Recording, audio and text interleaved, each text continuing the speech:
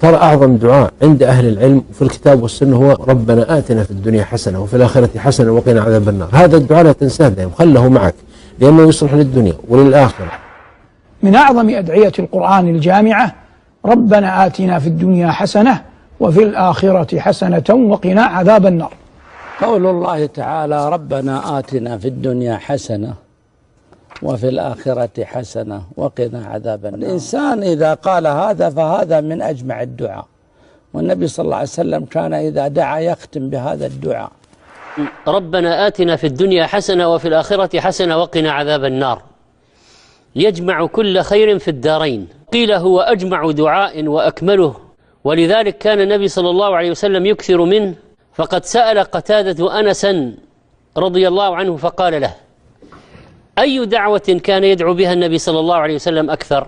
قال: كان أكثر دعوة يدعو بها يقول اللهم آتنا في الدنيا حسنة وفي الآخرة حسنة وقنا عذاب النار، لأنها جامعة لخيري الدنيا والآخرة.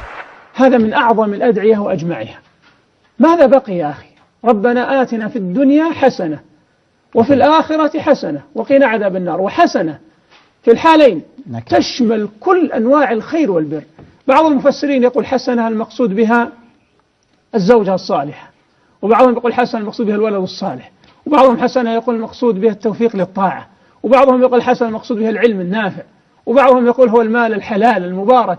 والصحيح أنها تشمل كل أنواع البر والخير. الله أكبر. كل الحسنات والخيرات التي يتمناها الإنسان في الدنيا والآخرة داخلة في هذا الدعاء. الله أكبر. يا سبحان الله يا أخي، ربنا آتنا في الدنيا حسنة وفي الآخرة حسنة وقنا عذاب النار. وكان هذا الدعاء من أعظم أدعية النبي صلى الله عليه وسلم وأكثرها.